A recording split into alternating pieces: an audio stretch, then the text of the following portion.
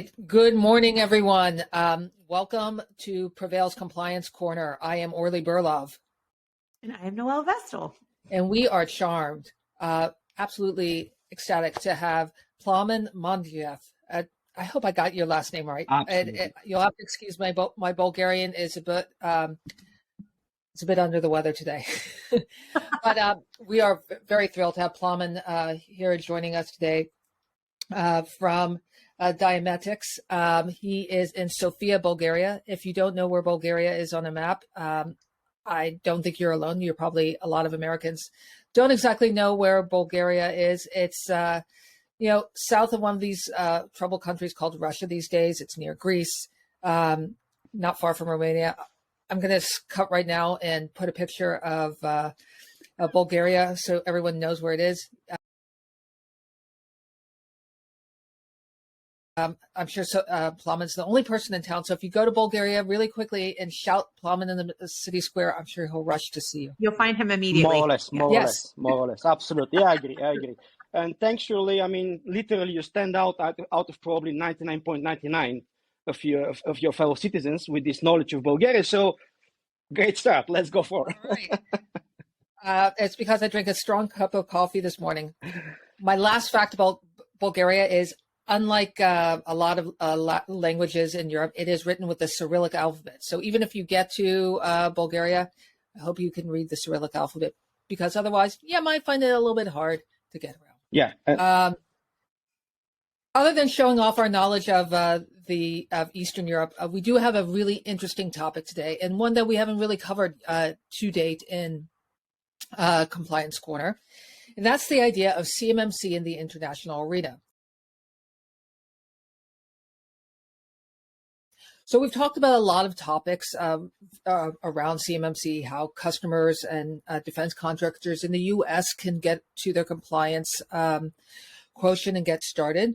And that's an important topic. But there's also something that we haven't talked about, and this is the interesting part, which is there are a lot of suppliers for the U.S. Department of Defense and its subcontractors and primes that are outside of the boundaries of the U.S., Europe, Western Europe, and Eastern Europe.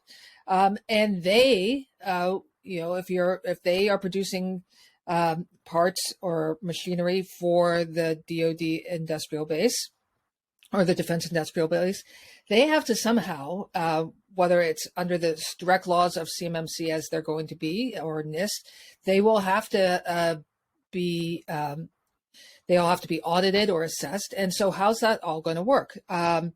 It's something that has been tossed around because there are a lot of companies serving the DoD outside of the U.S. And so here we're going to talk to Plamen, who's right in the center of this discussion. Before we turn to you, Plamen, I just want to turn to you, Noel. I mean, you deal with a lot of customers. We at Prevail have customers outside of the U.S. How are you hearing it from your end? So we actually usually get a lot of what's known as the Five Eyes countries. So those are the five primarily English speaking countries. Right. If you're not familiar with what five, Australia, New Zealand, the UK, obviously America, and then Canada. So the five, we do have a lot of companies who are in those Five Eyes. We also have companies who are members of the EU. So there are EU standards and EU certifications that that our customers have to adhere to. Well, also the UK has its own individual with the Ministry of Defense. So we have a lot of different types of compliance that we have to deal with internationally. But what I really love about this conversation is we're talking about, like you said, Orly, there are so many different members of the supply chain who are international, who may be subcontractors to an American company who is doing work with the DoD. This is something that we also deal with our customers. Our customers will come to us and say, hey, I have people in supply chain who are in, France, or they are in Germany, or they are in, Bulgaria. Well, what do I do? How do I manage that? And that's something that has been, like you said, tossed around and discussed, but I don't think it's been discussed enough. And I think that as we get closer and closer to that CMMC sort of, becoming a reality for us, I think it's going to be a significant conversation that needs to be had, because truly, if these subcontractors need to have, some sort of assessment done, are we going to start certifying C3PAOs internationally to do that? that seems like the natural progression, but it is interesting. Matt Travis, who is the head of this IRAB, mentioned in this last town hall that we just had a couple weeks ago that, there is this push to have CMMC be in all federal space for America, for American federal government. So, there are a lot of federal government agencies who are sniffing around with CMMC and seeing what the DoD is able to accomplish. And they're thinking, well, hey, maybe we should do this too. And then again, that just makes this conversation even more imperative, because obviously the more agencies involved, there's going to be more people internationally who are part of that supply chain. And we're going to have to answer the question of how is this going to be done? How are we going to authenticate these people? So Plamen, I mean, this is a perfect segue to bring the discussion to you. How is it that you in Bulgaria came to even know about CMMC and NIST? Can you just give us that before we start talking a little bit about your story and what international contractors need to consider? Okay. First of all, Aurelia and Noel, thanks a lot for having me in this lovely conversation. Frankly, I'm feeling at the place where we're really looking at the forefront of the security and government compliancy. So great to be part of this conversation. Now, let me jump straight to the question that you just put, and then I'm going to talk about the Diamatix in a second. Well, in a usual way, I mean, we've been asked for a company that out of a sudden became somehow, even for them unknowingly, part of the larger defense industrial base. Now, you may ask, how come that, this big American mechanism coming from the DoD is flowing down to this country in the lower right corner of Europe? Well, taking 2 steps back early and now, I mean, it's already quite clear that the business is a global animal. The supply chains are spanning all over the world, sometimes able to be traced, sometimes not. Simple as that. Now, any regulation, any compliance, any requirement, and I'm particularly talking not just about regulations, anything that comes down from the top-down business power, potentially should be reflected somewhere down the supply chain.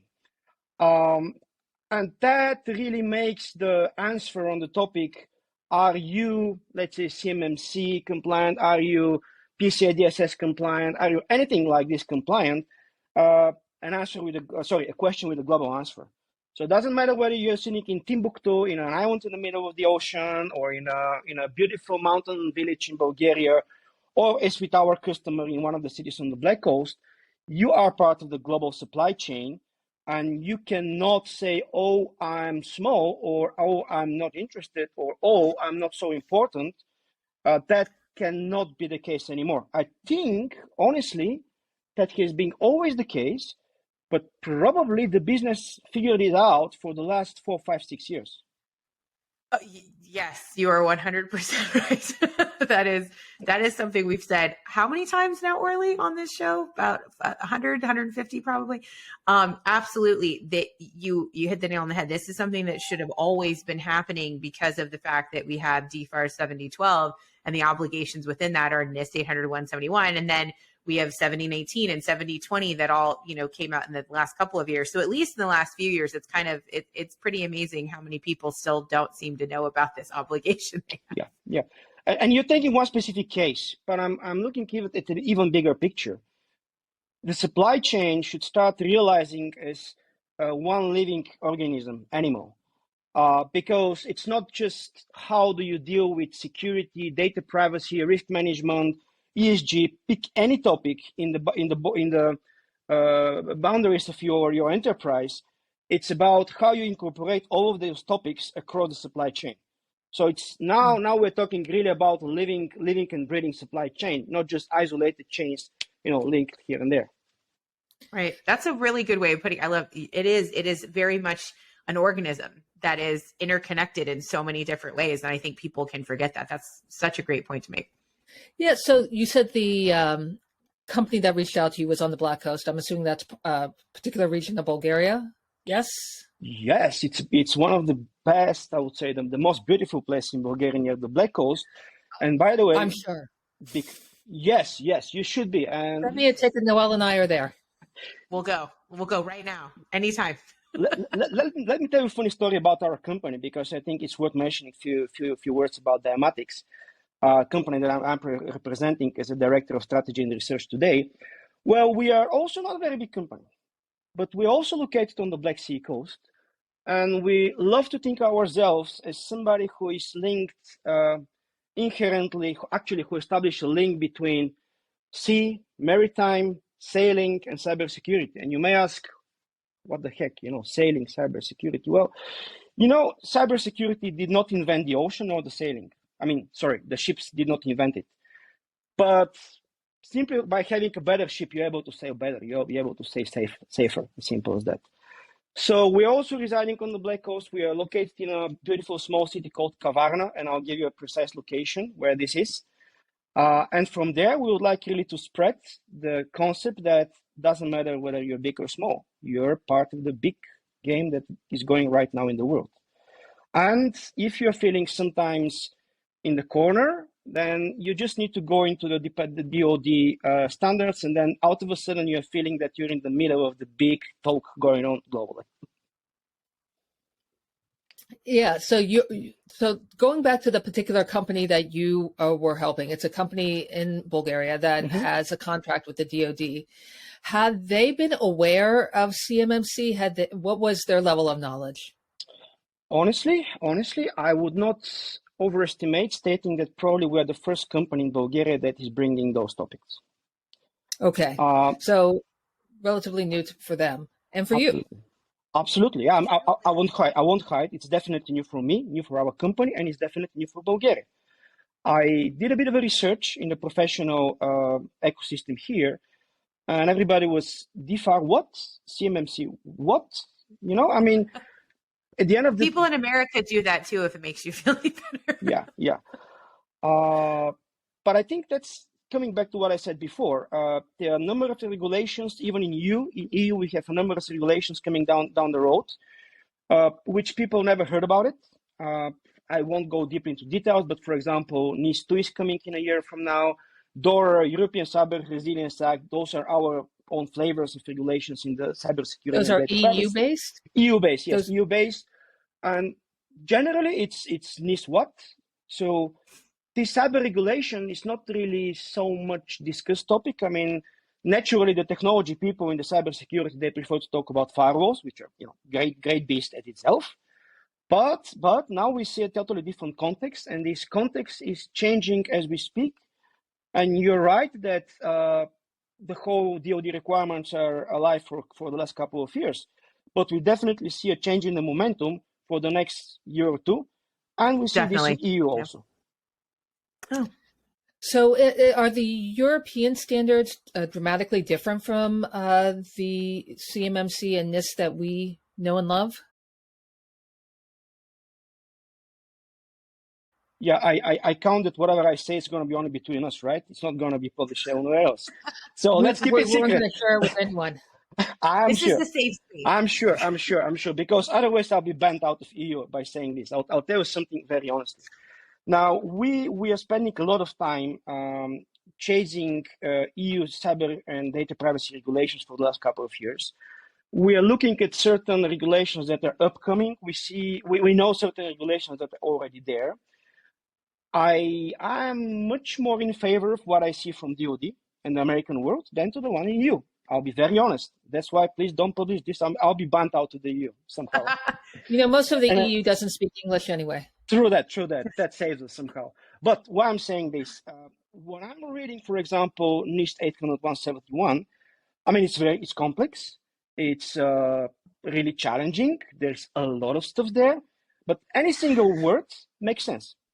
There is nothing that I cannot relate to. There is nothing that I cannot figure out, oh, by the way, we need to do this and this and this and this. Yes, it will take time. Yes, it will take an immense amount of effort to change the whole fabric in a specific company, technology, process-wise, governance, etc., etc., etc. But there is nothing that really challenges me, oh, what is written here? I cannot really understand.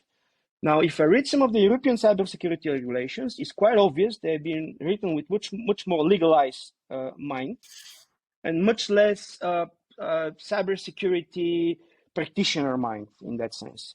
So this makes me feel so much better because I've gone through all of these regulations in the EU and I had the same feeling. And I was like, well, maybe it's just because I'm used to NIST 801c1. Maybe that's what it is. This is making me feel better.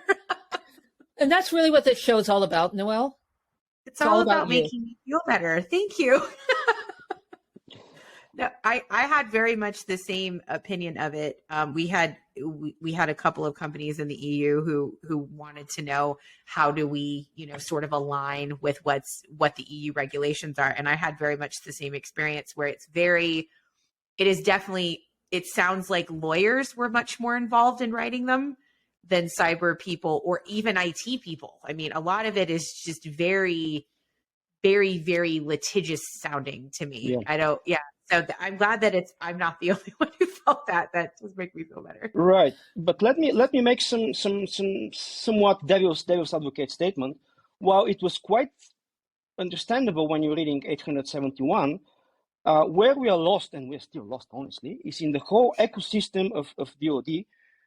Which standards are applicable? Where to find the relevant information? I mean, if you look at the supporting materials, it's quite obvious there is a huge amount of work done. As simple as that. But it's simply the content is so much that we spend a few days just to learn the abbreviations. As simple as that.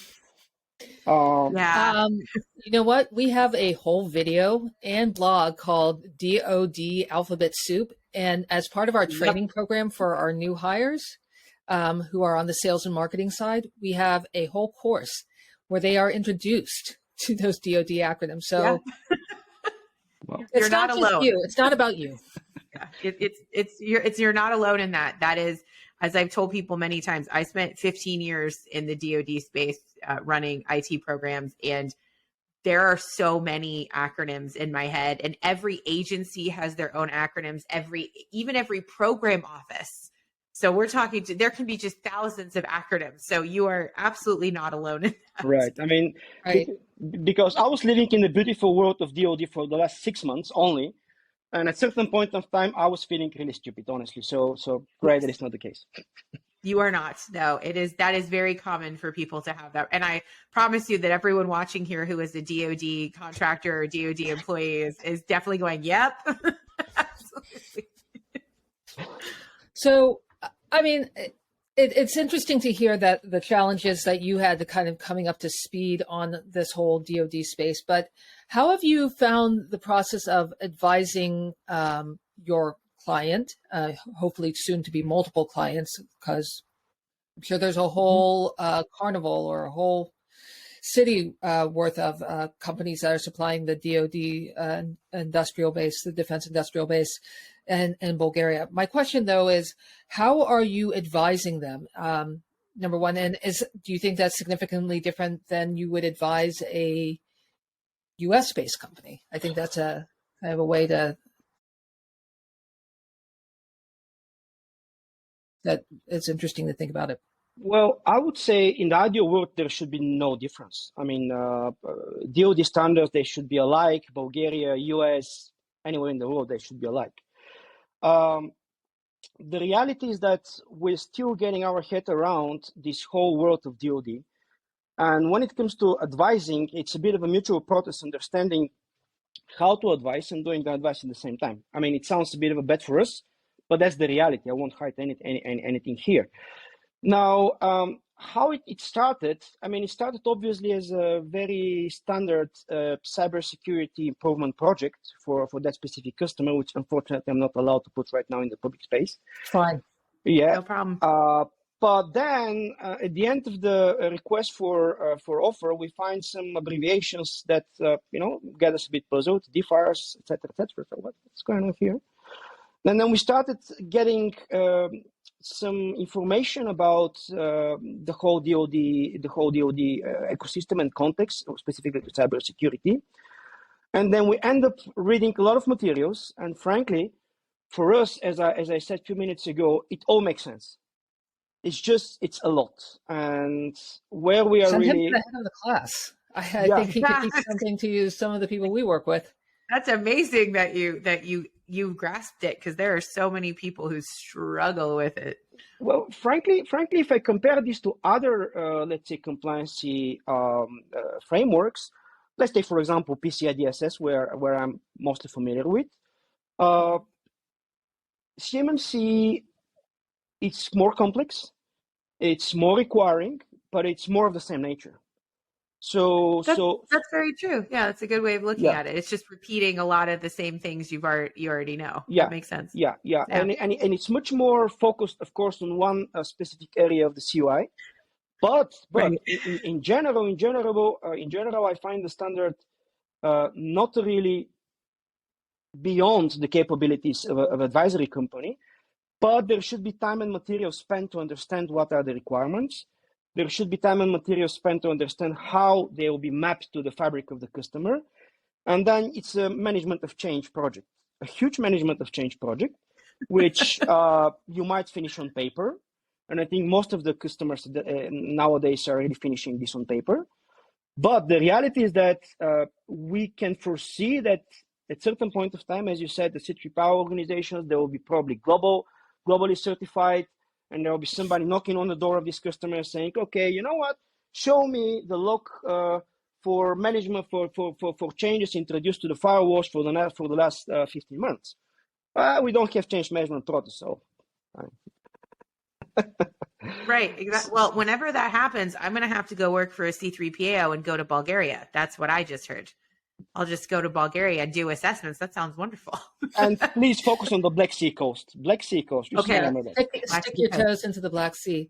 So I'm wondering, what was the challenge? What was it like getting your customer up and ready? Was how long?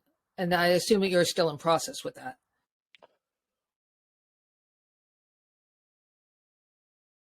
Oh yeah. The challenge was, first of all, to make the customer understand we're not joking here. And it started from a very pedestrian topics like, oh, by the way, you're not gonna be allowed to put USB sticks and do whatever you like on your computer. To please, dear management board, understand that things are really different from this moment on. We're not joking here. If you don't believe me, let me show you the Excel with the requirements.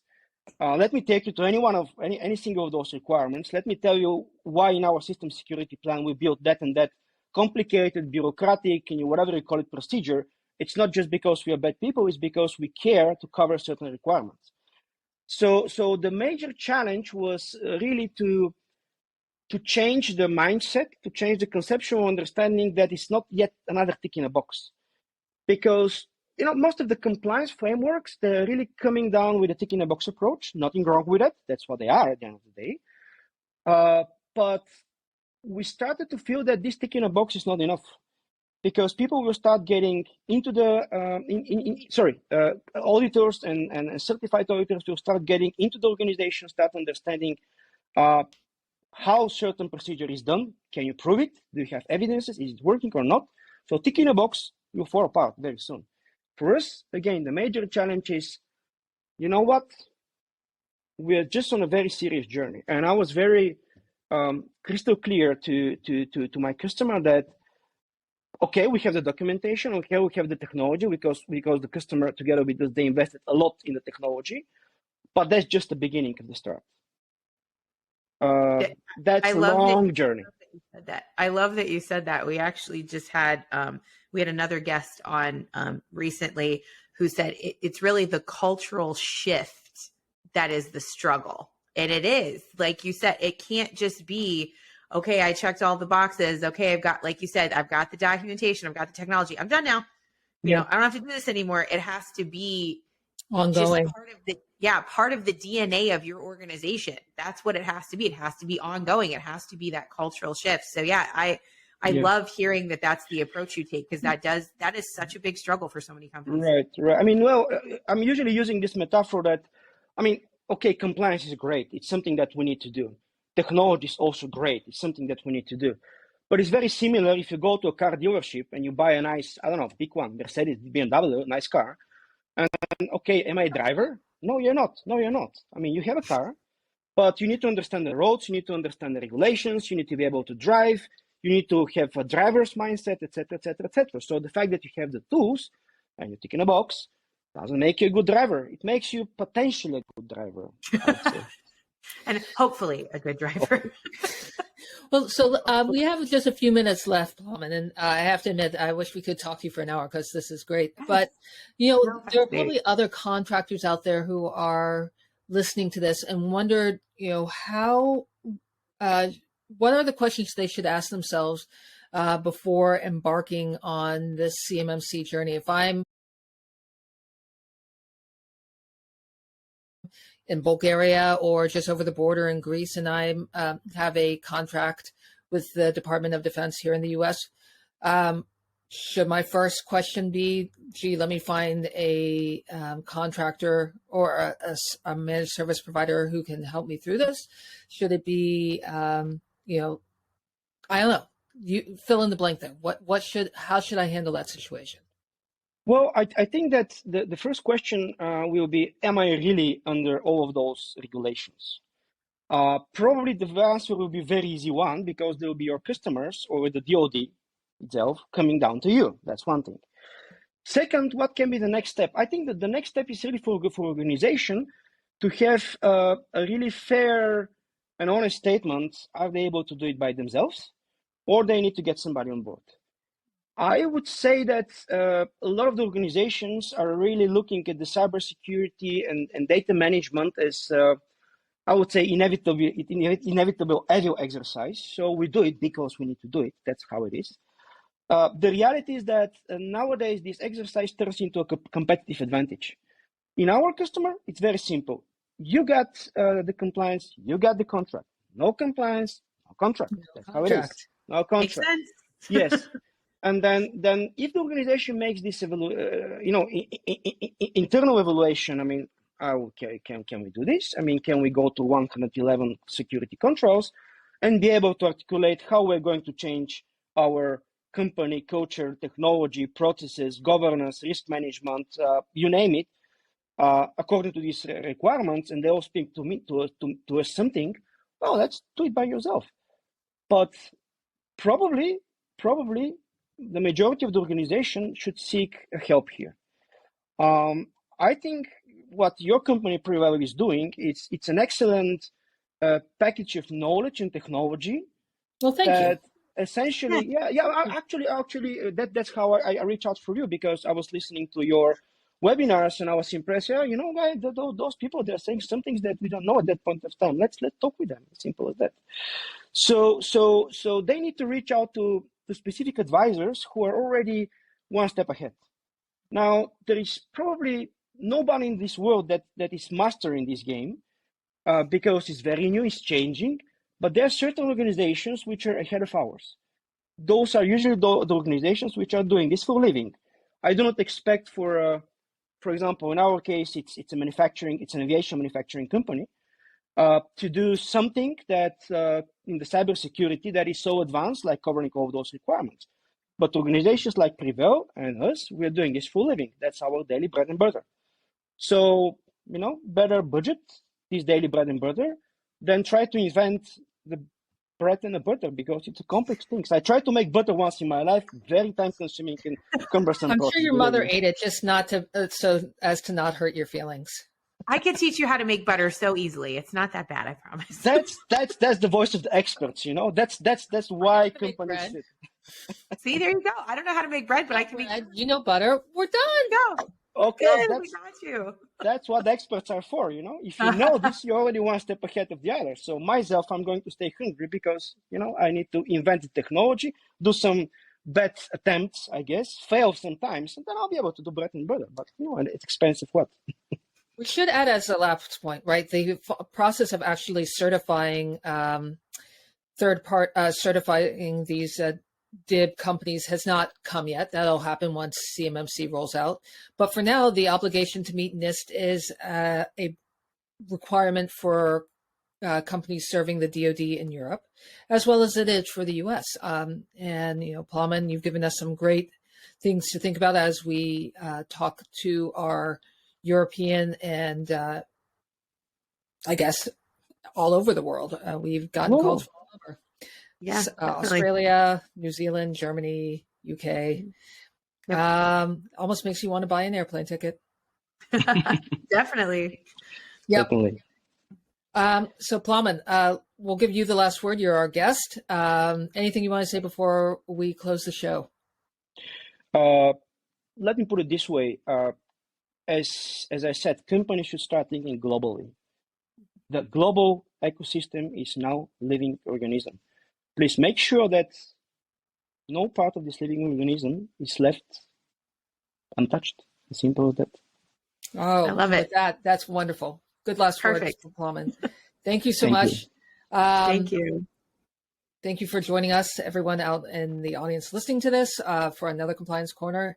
And make sure you like this video and subscribe. And until the next time. Thank you.